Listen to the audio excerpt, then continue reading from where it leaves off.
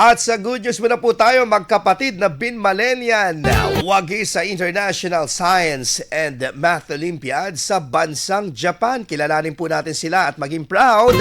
Ikwento mo, Idol Ruru Hugotero.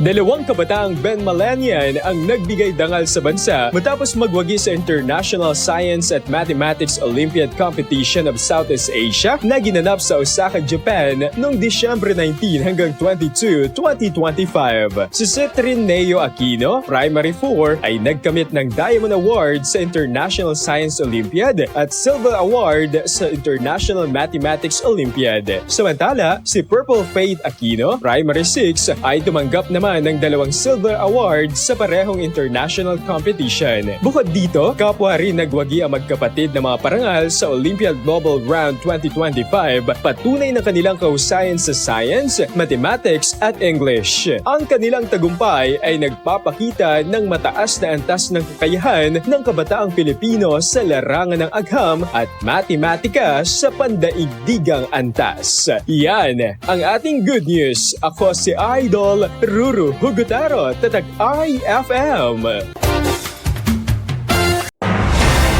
IFM News. IFM News. IFM News.